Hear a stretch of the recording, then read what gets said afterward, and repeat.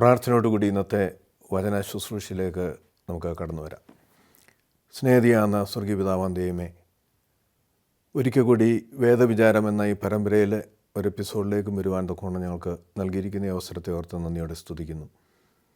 വചനമാകുന്ന അങ്ങ് ഞങ്ങളോട് ഹൃദ്യമായി സംസാരിക്കുകയും വചനത്തിൻ്റെ മർമ്മങ്ങളെ ഞങ്ങൾക്ക് വെളിപ്പെടുത്തി തരികയും വചനാനുസരണം ജീവിപ്പാനുള്ള കൃപ തരികയും ചെയ്യണമെന്ന് പ്രാർത്ഥിക്കുന്നു.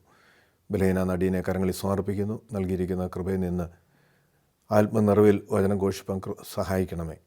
വചനം കേൾക്കുന്ന എല്ലാ മക്കൾക്കും ആത്മീയമായ പുതിയ ഉണർവ് നൽകുവാൻ കേൾക്കുന്ന വചനം മുഖാന്തരം ഒരുക്കുകയും അനുഗ്രഹിക്കുകയും ചെയ്യണമെന്ന് യേശുവിനകത്ത് വീക്ഷിക്കുന്ന പ്രാർത്ഥന പിതാവ് കേൾക്കണമേ. ആമേൻ.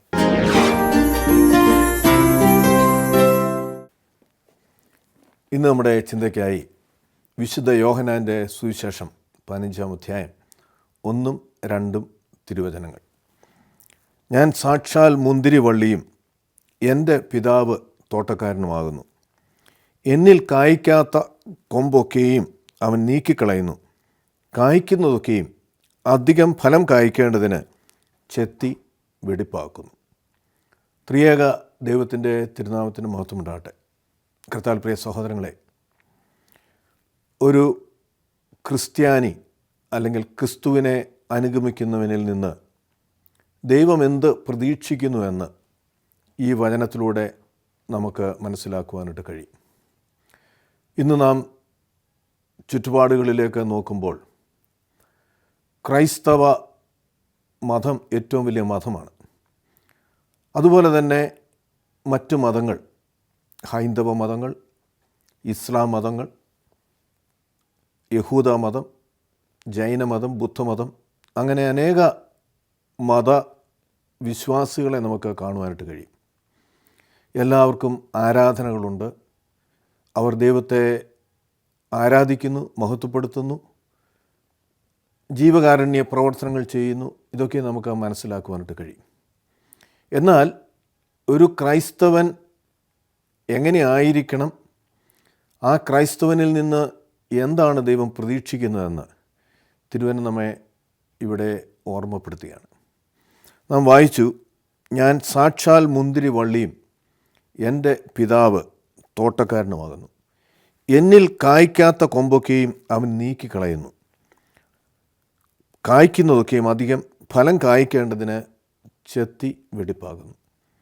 അപ്പോൾ നമ്മളിൽ നിന്ന് ദൈവം പ്രതീക്ഷിക്കുന്നത് എന്താണെന്ന് വ്യക്തമായിട്ടിവിടെ രേഖപ്പെടുത്തിയിരിക്കുകയാണ്. ഫലം നമ്മളിൽ നിന്ന് ദൈവം പ്രതീക്ഷിക്കുന്നു. ഫലത്തെക്കുറിച്ച് നാം മനസ്സിലാക്കുമ്പോൾ 15-ാം അധ്യായത്തിൽ തന്നെ 16-ാമത്തെ തിരുവചനത്തിൽ നാം ഇപ്രകാരം വായിക്കുന്നു, നിങ്ങൾ എന്നെ തിരഞ്ഞെടുത്തു എന്നല്ല, ഞാൻ നിങ്ങളെ തിരഞ്ഞെടുത്തു, നിങ്ങൾ പോയി ഫലം കായ്ക്കേണ്ടതിനും നിങ്ങളുടെ ഫലം നിലനിൽക്കേണ്ടതിനും നിങ്ങളെ നിയോഗിച്ചിരിക്കുന്നു. അപ്പോൾ ദൈവം നമ്മെ തിരഞ്ഞെടുത്തിരിക്കുന്നത്, അല്ലെങ്കിൽ ക്രൈസ്തവ വിശ്വാസത്തിലേക്ക് ഓരോരുത്തരും വന്നിരിക്കുന്നത്, അവനിൽ നിന്ന് ദൈവം ഫലം പ്രതീക്ഷിക്കുകയാണ്. ഫലം എന്താണ് എന്ന് തിരുവചനത്തിൽ വ്യക്തമായിട്ട് നമുക്ക് മനസ്സിലാക്കുവാനായിട്ട് കഴിയും. അപ്പോൾ ഈ ഫലം എങ്ങനെയാണ് കായ്ക്കുന്നത്? അത് ഈ തിരുവചനത്തിൽ നാം കാണുന്നുണ്ട്. എന്നിൽ കായ്ക്കാത്ത കൊമ്പൊക്കെയും അവൻ നീക്കിക്കളയുന്നു. താഴെ 4-ാമത്തെ തിരുവചനത്തിലേക്ക് വരുമ്പോൾ, എന്നിൽ വസിക്കുവിൻ, ഞാൻ നിങ്ങളിലും വസിക്കും. കൊമ്പിന് മുന്തിരിവള്ളിയിൽ വസിച്ചിട്ടല്ലാതെ സ്വന്തമായി ഫലം കായ്ക്കുവാൻ കഴിയാത്തതുപോലെ എന്നിൽ വസിച്ചിട്ടല്ലാതെ നിങ്ങൾക്ക് കഴിയുകയില്ല. അപ്പോൾ ദൈവത്തിൽ വസിക്കുന്ന ഒരു വ്യക്തിക്കാണ് ദൈവം ആഗ്രഹിക്കുന്ന ഫലം പുറപ്പെടുവിക്കുവാൻ തക്കവണ്ണം കഴിയുന്നത്. ദൈവത്തിൽ വസിക്കുക എന്ന് പറയുമ്പോൾ പിതാവ്, പുത്രൻ, പരിശുദ്ധാത്മാവ്, പരിശുദ്ധാത്മാവാകുന്ന ദൈവം നമ്മളിൽ ഓരോരുത്തരിലും ദൈവം ദാനമായി നൽകിയിട്ടുണ്ട്. നമ്മുടെ കർത്താവ് ഈ ഭൂമിയിലേക്ക് വന്നത് മാനവരാശിയുടെ രക്ഷയ്ക്കും അവൻ്റെ പാപമോചനത്തിനായും അവൻ സ്വയം സമർപ്പിച്ച് ക്രൂശിതനായി ഉയർത്തെഴുന്നേറ്റു എന്ന് നമുക്കറിയാം. അതോടൊപ്പം തന്നെ അവൻ നമുക്ക് നൽകിയ ഒരു വലിയ വാഗ്ദത്തം, അവൻ കടന്നു പോകുന്നു, കാര്യസ്ഥൻ അല്ലെങ്കിൽ പരിശുദ്ധാത്മാവിനെ പിതാവിൽ നിന്ന് നമ്മളിലേക്ക് അയക്കുമെന്ന് ഒരു വലിയ വാഗ്ദത്തം നൽകിയിട്ടാണ് അവൻ കടന്നു പോകുന്നത്. അപ്പോൾ ഈ പരിശുദ്ധാത്മാവാണ് നമ്മളിൽ വസിച്ച് എന്ന് പറയുമ്പോൾ ദൈവം, പിതാവ്, പുത്രൻ, പരിശുദ്ധാത്മാവ്, ത്രിത്വൈക ദൈവം നമ്മളിൽ വസിക്കുമ്പോഴാണ് ദൈവം ആഗ്രഹിക്കുന്ന ഫലം നമ്മളിൽ നിന്ന് പുറപ്പെടുവിക്കുവാൻ തക്കവണ്ണം കഴിയുന്നത്. ആ ഫലം നമ്മളിൽ ഉണ്ടാകണം, അത് ഒരു ക്രൈസ്തവനിൽ ഉണ്ടാകണം എന്ന് വ്യക്തമായിട്ട് തിരുവചനം നമ്മെ ഓർമ്മപ്പെടുത്തുകയാണ്. ഫലമെന്ന് പറയുമ്പോൾ നമുക്ക് ആരാധനകളുണ്ട്, ദൈവത്തെ നാം ആരാധിക്കുന്നു, സ്തുതിക്കുന്നു, മഹത്വപ്പെടുത്തുന്നു ഒക്കെയും ചെയ്യുന്നുണ്ട്. പക്ഷേ അതുകൊണ്ട് അവസാനിക്കാതെ നമ്മളിൽ ഫലമുണ്ടാകുന്ന ഒരു സാഹചര്യം എപ്പോഴും ഉണ്ടാകണമെന്ന് ദൈവം പറയുകയാണ്. എന്ന് പറയുമ്പോൾ അത് നമുക്ക് സ്വയമായിട്ട് പുറപ്പെടുവിക്കുവാൻ കഴിയാത്ത കാര്യമാണ്. നാം ദൈവത്തിൽ വസിക്കുമ്പോൾ, അല്ലെങ്കിൽ ദൈവത്തിൻ്റെ ആത്മാവ്, പരിശുദ്ധാത്മാവ് നമ്മളിൽ വസിക്കുമ്പോഴാണ് ദൈവം ആഗ്രഹിക്കുന്ന ഫലം നമുക്ക് പുറപ്പെടുവിക്കുവാൻ തക്കവണ്ണം കഴിയുന്നു. 16 വാക്യത്തിൽ നാം വായിച്ചു, ഞാൻ നിങ്ങളെ തിരഞ്ഞെടുത്തിരിക്കുന്നു. നിങ്ങൾ എന്നെ തിരഞ്ഞെടുത്തു എന്നല്ല, ഞാൻ നിങ്ങളെ തിരഞ്ഞെടുത്തു, നിങ്ങൾ പോയി ഫലം കായ്ക്കേണ്ടതിനും നിങ്ങളുടെ ഫലം നിലനിൽക്കേണ്ടതിനും നിങ്ങളെ നിയോഗിച്ചിരിക്കും. അപ്പോൾ നിങ്ങൾ പോയി ഫലം കായ്ക്കണം, ആ ഫലം നിലനിൽക്കണം എന്ന് പറയുമ്പോൾ നാം നമ്മുടെ ചുറ്റുപാടുകളായിരിക്കുന്നവർക്കാണ് ഈ ഫലം പ്രയോജനപ്പെടേണ്ടത്.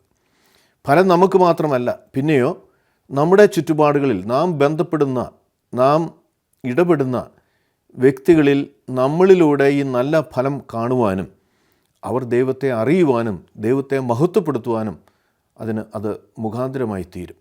അപ്പോൾ ഇവിടെ നാം വായിക്കുന്നുണ്ട് 15-ാം അധ്യായത്തിൻ്റെ 2-ാമത്തെ തിരുവചനം, എന്നിൽ കായ്ക്കാത്ത കൊമ്പൊക്കെയും അവൻ നീക്കിക്കളയുന്നു, കായ്ക്കുന്നതൊക്കെയും അധികം ഫലം കായ്ക്കേണ്ടതിന് ചെത്തി വെടിപ്പാക്കുന്നു. 2 കാര്യമാണ് ഇവിടെ പറയുന്നത്. ഒന്ന് കായ്ക്കാത്ത കൊമ്പ്, ഒന്ന് കായ്ക്കുന്ന കൊമ്പ്. അപ്പോൾ കായ്ക്കാത്ത കൊമ്പ് എന്ന് പറയുമ്പോൾ അത് ഉണങ്ങിയിട്ടില്ല, അതിന് ഇലകളുണ്ടാകാം, പക്ഷേ ഫലമില്ല. രണ്ടാമത് കായ്ക്കുന്നുണ്ട്, പക്ഷേ ദൈവം ആഗ്രഹിക്കുന്ന തലത്തിലുള്ള ഫലം അതിലില്ല. അപ്പോൾ അത് രണ്ടും 2 കാര്യമാണ് ചെയ്യുന്നത്. കായ്ക്കാത്ത കൊമ്പ് എന്ന് പറയുമ്പോൾ അത് ഉണങ്ങിയിട്ടില്ല, അല്ലെങ്കിൽ അത് മരിച്ചിട്ടില്ല, അതിന് ജീവനുണ്ട്, പക്ഷേ ഫലമില്ല. അത് ഏറെ ഉണങ്ങിയ കൊമ്പിനേക്കാൾ ദോഷം ചെയ്യുന്നതാണ്.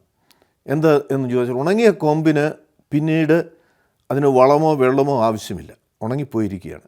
എന്നാൽ കായ്ക്കാത്ത പച്ചയായി നിൽക്കുന്ന നിബിഡമായ ഇലകളുള്ള ഒരു കൊമ്പ് ആ വൃക്ഷത്തിന് ലഭിക്കുന്ന വളവും വെള്ളവും അതിനാവശ്യമാകുന്ന പോഷകങ്ങളൊക്കെയും അത് അനുഭവിക്കുകയാണ്, വലിച്ചെടുക്കുകയാണ്.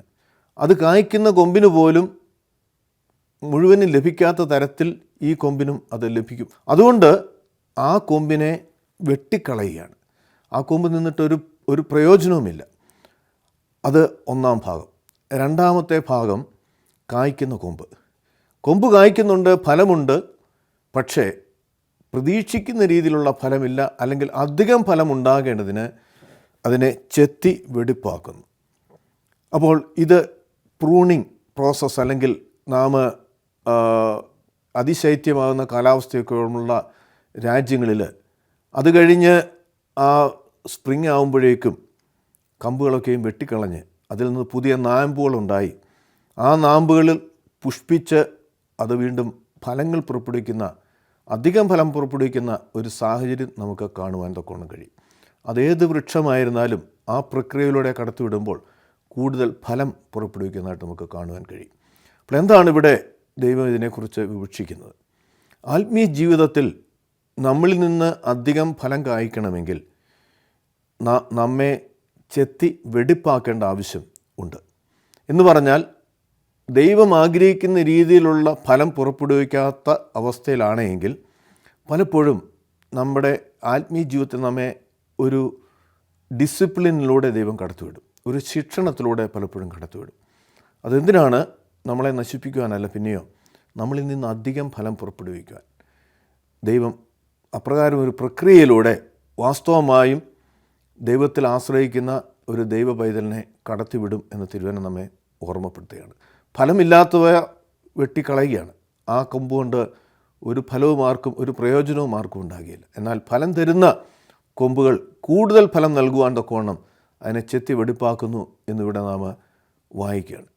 കർത്താവിൽ പ്രിയ സഹോദരങ്ങളെ, പലപ്പോഴും ആത്മീയ ജീവിതത്തിൽ ദൈവത്തെ അറിഞ്ഞും ദൈവത്തെ ഭയപ്പെട്ടും ദൈവകൃപയിലുമാകാം ഒരുപക്ഷെ നാം ജീവിക്കുന്നത്.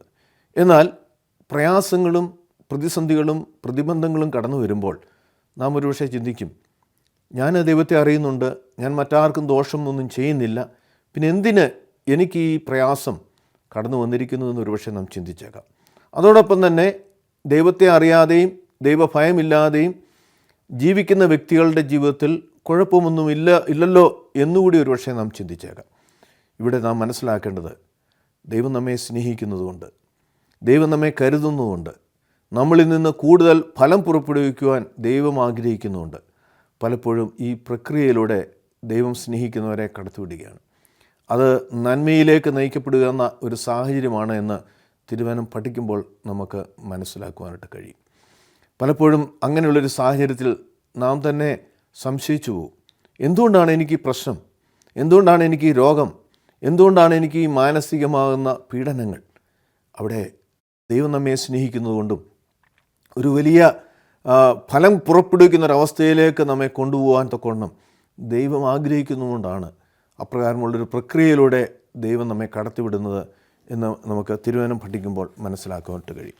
ഈ ഫലങ്ങളെക്കുറിച്ച് നാം പറയുമ്പോൾ ഗലാത്യ ലേഖനം 5-ാം അധ്യായത്തിൻ്റെ 22 മുതലുള്ള തിരുവചനത്തിൽ ആത്മാവിൻ്റെ ഫലങ്ങളെക്കുറിച്ച് പറയുന്നുണ്ട്.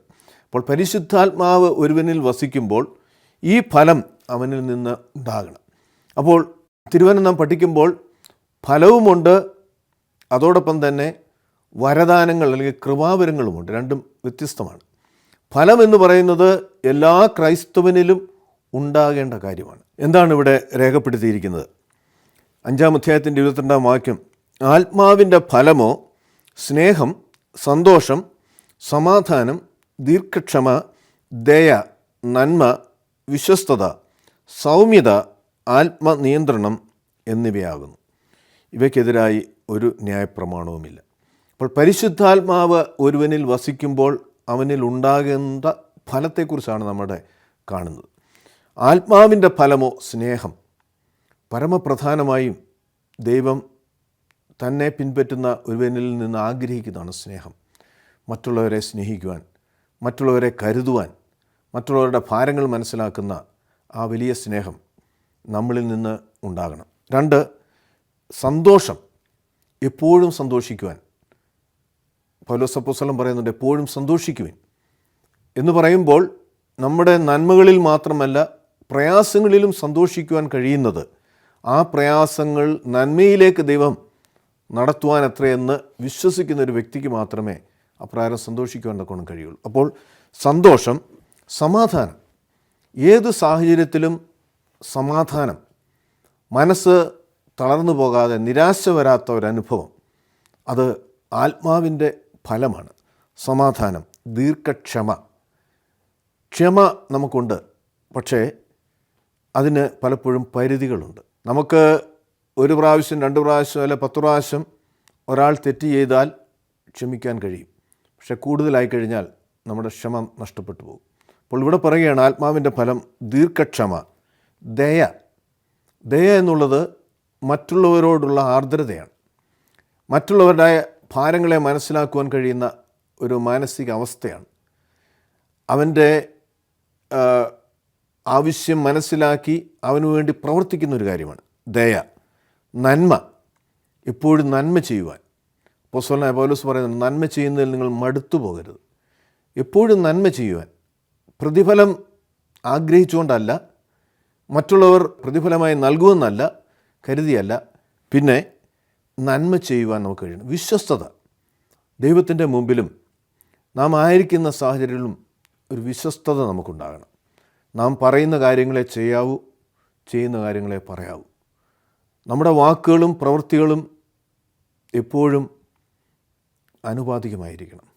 ചിലർ പറയുന്ന കാര്യമല്ല പ്രവർത്തിക്കുന്ന കാര്യങ്ങളല്ല പറയുന്നത്. അപ്പോൾ വിശ്വസ്തത ആത്മാവ് വസിക്കുമ്പോൾ നമ്മളിൽ ഉണ്ടാകുന്ന ഫലമാണ്. സൗമ്യത. സൗമ്യതയോടുകൂടി മറ്റുള്ളവരോട് ഇടപെടുവാൻ. നമ്മുടെ ഹൃദയത്തിൽ ഒരു എളിമ ഉണ്ടെങ്കിൽ മാത്രമേ സൗമ്യത നമ്മളിൽ ഉണ്ടാകുകയുള്ളൂ. എല്ലാ കാര്യങ്ങളും സൗമ്യതയോടുകൂടി നേരിടുവാനും ആ കാര്യങ്ങൾ മനസ്സിലാക്കി പ്രവർത്തിക്കുവാനും നമുക്ക് കഴിയണം. ആത്മനിയന്ത്രണം. അത് വളരെ ആവശ്യമാണ്.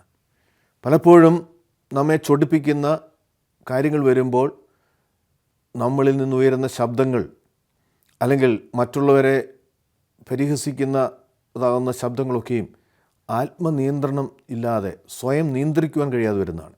അപ്പോൾ സ്വയം നിയന്ത്രിക്കാൻ കഴിയുന്നത് ഈ ആത്മാവിൻ്റെ ഫലമാണ്. പരിശുദ്ധാത്മാവ് നമ്മളിൽ വസിക്കുമ്പോഴാണ്. പരിശുദ്ധാത്മാവ് നമ്മളിൽ ഉണ്ട് എന്ന് അവകാശപ്പെടുന്ന നമ്മളിൽ ആരെങ്കിലും ഈ കാര്യങ്ങൾ നമ്മളിൽ ഇല്ല എങ്കിൽ പരിശുദ്ധാത്മാവ് ഇല്ല എന്നുള്ളതിന് വലിയ തെളിവാണ്. ഇത്രയും ഫലങ്ങളെക്കുറിച്ച് നാം ഇവിടെ വായിക്കുകയാണ്. അതോടൊപ്പം തന്നെ ഇതൊക്കെയും ഒരുപക്ഷെ നമ്മുടെ ജീവിതത്തിലുണ്ടാകാം. എന്നാൽ നാം ഈ ഗലാത്യ ലേഖനത്തിൻ്റെ 5-ാം അധ്യായം 17-ാമത്തെ തിരുവചനത്തിലേക്ക് വരുമ്പോൾ ജഡത്തിൻ്റെ അഭിലാഷത്തെക്കുറിച്ച് നമുക്ക് കാണുവാൻ കഴിയും. അപ്പോൾ ആത്മാവിൻ്റെ ഫലവും ജഡത്തിൻ്റെ അഭിലാഷങ്ങളും അത് രണ്ടും വിപരീതമാണ്. ഇവിടെ നാം വായിക്കുകയാണ്, ജഡത്തിൻ്റെ അഭിലാഷം ആത്മാവിനും ആത്മാവിൻ്റെ അഭിലാഷം ജഡത്തിനും എതിരാണ്. ഇത് രണ്ടും എതിരാണ്. ഇത് രണ്ടും കൂടെ ഒരു വ്യക്തിയിൽ ഉണ്ടാകാൻ സാധ്യമാകുകയില്ല. ഏതെങ്കിലും ഒന്ന് മാത്രമേ ഒരു വ്യക്തിയിൽ ഉണ്ടാകുകയുള്ളൂ. അപ്പോൾ അത് പറയുകയാണ്, ആത്മാവിൻ്റെ അഭിലാഷം ജഡത്തിനും ജഡത്തിൻ്റെ അഭിലാഷം ആത്മാവിനും എതിരാണ്. നിങ്ങൾ ഇച്ഛിക്കുന്നത് ചെയ്യുവാൻ കഴിയാത്ത വിധം അവ പരസ്പര വിരുദ്ധങ്ങളാണ്. ആഗ്രഹമുണ്ടാകാം, പക്ഷെ സാധ്യമാകുന്നില്ല. കാരണം പരിശുദ്ധാത്മാവ് നമ്മളിൽ വസിക്കുന്നില്ല. പരിശുദ്ധാത്മാവ് നമ്മളിൽ വസിച്ചാലേ ഈ ആത്മാവിൻ്റെ ഫലം നമ്മളിൽ നിന്ന് ഉണ്ടാകുകയുള്ളൂ. അതൊരു ഓട്ടോമാറ്റിക് പ്രോസസ്സാണ്. എന്നിട്ട് പറയുന്നു, ആത്മാവിനെ അനുസരിച്ച് നടക്കുന്നുവെങ്കിൽ നിങ്ങൾ ന്യായപ്രമാണത്തിന് കീഴിലുള്ളവരല്ല. ജഡത്തിൻ്റെ പ്രവൃത്തികൾ അത് ആത്മാവിൽ ജീവിക്കാത്ത, പരിശുദ്ധാത്മാവ് വസിക്കാത്ത ഒരു വ്യക്തിയിൽ ഉണ്ടാകുന്ന പ്രവൃത്തികൾ വിവാഹിതരുടെ പരസ്ത്രീ പുരുഷ ലൈംഗിക വീഴ്ച, അവിവാഹിതരുടെ ലൈംഗിക വീഴ്ച, അശുദ്ധി, ഭോഗാസക്തി, വിഗ്രഹാരാധന, ആഭിചാരം, ശത്രുത, കലഹം, അസൂയ, കോപം, സ്വാർത്ഥത, ഭിന്നത, കക്ഷിമത്സരം, വിദ്വേഷം, കൊലപാതകം, മദ്യപാനം, മധുരോത്സവം മുതലായവ ആകുന്നുവെന്ന് വ്യക്തമാണ്. അപ്പോൾ ജഡത്തിൻ്റേതാകുന്ന പ്രവൃത്തികൾ അല്ലെങ്കിൽ ഫലങ്ങളാണ് നാം ഇവിടെ കാണുന്നത്. അപ്പോൾ ഇവയിൽ എന്തെങ്കിലും നമ്മളിലുണ്ടോ എന്ന് നാം പരിശോധിക്കണം. അതിനകത്ത് വളരെ ശ്രദ്ധേയമായിട്ട് ഒരുപക്ഷെ നമുക്ക് പറയാം, ഈ ആദ്യം പറഞ്ഞ കാര്യങ്ങളൊന്നും എൻ്റെ ജീവിതത്തിലില്ല എന്ന് പറയുമ്പോൾ നാം മനസ്സിലാക്കുക, 20-ാമത്തെ വാക്യം, വിഗ്രഹാരാധന, ആഭിചാരം, ഇതൊരു പക്ഷേ നമ്മളിൽ ഉണ്ടാകുകയില്ല. എന്നാൽ അടുത്ത ഭാഗത്തേക്ക് നാം വരുമ്പോൾ ശത്രുത, മറ്റുള്ളവരോട് ശത്രുത പുലർത്തുന്ന എന്തെങ്കിലും സാഹചര്യം നമ്മുടെ ജീവിതത്തിലുണ്ടോ? നമ്മെ ദ്രോഹിച്ചവരാകാം, നമ്മെ ഭാരപ്പെടുത്തിയവരാകാം. ഇന്ന് അവരെ സ്നേഹിക്കുവാൻ എനിക്ക് കഴിയുന്നില്ലെങ്കിൽ അതിനർത്ഥം നാം ശത്രുത പുലർത്തുകയാണ്. അവരോട് ക്ഷമിക്കുവാൻ നമുക്ക് കഴിയുന്നില്ല എങ്കിൽ അതിനർത്ഥം ശത്രുതയും നമ്മളിലുണ്ട്. പരിശുദ്ധാത്മാവ് നമ്മളിൽ ഇല്ലാത്തതിന് ഒരു വലിയ തെളിവാണത്. മാത്രമല്ല കലഹം എന്ന് പറയുമ്പോൾ അത് മറ്റുള്ളവരിൽ തമ്മിൽ ഇടർച്ച ഉണ്ടാക്കുന്ന സാഹചര്യം. അസൂയ, മറ്റുള്ളവരുടെ നന്മ നമുക്ക് ഉൾക്കൊള്ളുവാൻ കഴിയാതെ അവനോടുള്ള അസൂയ. കോപം, പെട്ടെന്ന് കോപം വരുന്ന, എന്തെങ്കിലും പറയുമ്പോൾ അത് പെട്ടെന്ന് കോപിക്കുന്ന ഒരു സാഹചര്യം. സ്വാർത്ഥത, സ്വന്തം കാര്യങ്ങൾ മാത്രം, മറ്റുള്ളവരുടെ ആവശ്യങ്ങൾ മനസ്സിലാക്കുവാൻ കഴിയുന്നില്ല. കൂടെ വസിക്കുന്ന ഭാര്യയുടെയോ ഭർത്താവിൻ്റെയോ കാര്യങ്ങളെക്കാൾ ഉപരിയായി എൻ്റെ കാര്യം, എൻ്റേത് എന്നുള്ള ചിന്ത, അതാണ് സ്വാർത്ഥത. ഭിന്നത, മറ്റുള്ളവരെ സമസൃഷ്ടികളെ പോലെ നമുക്ക് കാണുവാൻ കഴിയുന്നില്ല. ഭിന്നതയാണ്. കാരണം നാം എന്തോ വലിയ ആളാണ്, നമുക്കെന്തോ പ്രത്യേകതയുണ്ട് എന്നൊക്കെയുമുള്ള ചിന്ത. കക്ഷി മത്സരം, അതിന്ന് ഏറ്റവും കൂടുതലുള്ളത് വാസ്തവത്തിൽ ക്രൈസ്തവരുടെ ഇടയിൽ തന്നെയാണ്. കക്ഷി മത്സരം എന്ന് പറയുമ്പോൾ ഇന്ന സഭയിൽപ്പെട്ട ആളാണ് ഞാൻ, അതുകൊണ്ട് മറ്റു സഭയിലെ സഹോദരങ്ങൾ ചെയ്യുന്നതൊക്കെ തെറ്റാണ്, ഞാൻ ചെയ്യുന്നതാണ് ശരി. അല്ലെങ്കിൽ കക്ഷി ചേർന്ന് മത്സരിക്കുന്ന ഒരു സാഹചര്യം നമുക്ക് വേറൊരിടത്ത് നോക്കണ്ട, ക്രൈസ്തവരിൽ തന്നെ നമുക്ക് ഇത് കാണുവാൻ തൊക്കെ കഴിയും. സഭകളിൽ തമ്മിൽ ഉള്ള ഇടർച്ചയ്ക്ക് കാരണം മറ്റൊന്നുമില്ല, ഇതാണ് കക്ഷി മത്സരം. ഇത് ജഡത്തിൻ്റെ പ്രവൃത്തികളാണ്. ആത്മാവിൽ ജീവിക്കുന്ന ഒരു വ്യക്തിക്ക്, പരിശുദ്ധാത്മാവിൻ്റെ ഫലമുള്ള ഒരു വ്യക്തിയിൽ ഇതൊരിക്കലും ഉണ്ടാകുകയില്ല. അപ്പോൾ നാം ചിന്തിക്കുക, നാം പരിശോധിക്കുക, അത് സഭകൾ തമ്മിലായിരുന്നാലും പള്ളികൾ തമ്മിലായിരുന്നാലും പള്ളികൾക്കുള്ളിൽ തന്നെ ആയിരുന്നാലും ജനങ്ങളും അച്ഛന്മാരും തമ്മിലായിരുന്നാലും ഈ കക്ഷി മത്സരം നമ്മളിൽ ഉണ്ടെങ്കിൽ അത് ആത്മാവിൽ ഉള്ള ഒരു ജീവിതം നയിക്കുന്ന, പരിശുദ്ധാത്മാവിൻ്റെ ഫലം പുറപ്പെടുവിക്കുന്ന ഒരു വ്യക്തിയിൽ അതുണ്ടാകുകയില്ല. വിദ്വേഷം, കൊലപാതകം, മദ്യപാനം. നാം മദ്യപാനം തെറ്റല്ല എന്ന് ഒരുപക്ഷെ ചിന്തിക്കുന്നുവെങ്കിൽ ഇവിടെ നാം മനസ്സിലാക്കുക, ഈ പറയുന്ന പാപങ്ങളുടെ പട്ടികയിൽ അല്ലെങ്കിൽ ജഡത്തിൻ്റേതാകുന്ന പ്രവൃത്തികളുടെ പട്ടികയിൽ ഉൾപ്പെടുത്തിയിരിക്കുകയാണ് മദ്യപാനം. അത് ഒരു മനുഷ്യനെയും നന്മയിലേക്ക് നയിച്ചിട്ടില്ല. അവൻ്റെ ജീവിതം തകർക്കുന്ന, കുടുംബങ്ങൾ തകർക്കുന്ന, വ്യക്തി വൈരാഗ്യമുണ്ടാക്കുന്ന, ശത്രുതയുണ്ടാക്കുന്ന ഒരു വലിയ മുഖാന്തരമാണ് മദ്യപാനം. മദ്യപിച്ച് തമ്മിൽ കലഹിക്കുന്നതും കത്തിക്കുത്ത് നടത്തുന്നത് മരണത്തിലേക്ക് നയിക്കുന്നതും ഒക്കെയുള്ള സാഹചര്യം നമുക്ക് മനസ്സിലാക്കുവാനായിട്ട് കഴിയും. അപ്പോൾ മദ്യപാനം അപ്രകാരം ഈ വലിയ പാപത്തിൻ്റെ പട്ടികയിൽപ്പെടുത്തുകയാണ്. എന്നിട്ട് പറയുന്നു, മധുരോത്സവം മുതലായവ ആകുന്നുവെന്ന് വ്യക്തമാണ്. അടുത്ത തിരുവചനത്തിലേക്ക് നാം വരുമ്പോൾ, ഈ വക പ്രവർത്തിക്കുന്നവർ ദൈവരാജ്യം അവകാശമാക്കില്ല എന്ന് ഞാൻ മുമ്പ് പറഞ്ഞതുപോലെ ഇപ്പോഴും നിങ്ങളോട് മുൻകൂട്ടി പറയുന്നു. അപ്പോൾ ദൈവരാജ്യത്തിന് വേണ്ടിയാണ് നാം പള്ളികളിൽ പോകുന്നത്, ദേവാലയങ്ങളിൽ ദൈവത്തെ ആരാധിക്കുന്നത്, കാഴ്ചനേഴ്ചകൾ നൽകുന്നത്, നന്മ പ്രവർത്തികൾ ചെയ്യുന്നതൊക്കെയും ഈ ജീവിതത്തിനപ്പുറം ഒരു ജീവിതമുണ്ട്. ആ ജീവിതത്തിലേക്ക് പ്രവേശിക്കുവാൻ അതിനുവേണ്ടി ഒരുങ്ങുകയാണ് നാം. ഈ യാത്ര എന്ന് പറയുമ്പോൾ, ഈ ലോകവാസം എന്ന് പറയുമ്പോൾ ഇതൊരു പരദേശി വാസമാണ്, ശാശ്വതമായ ഒരു ജീവിതമല്ല.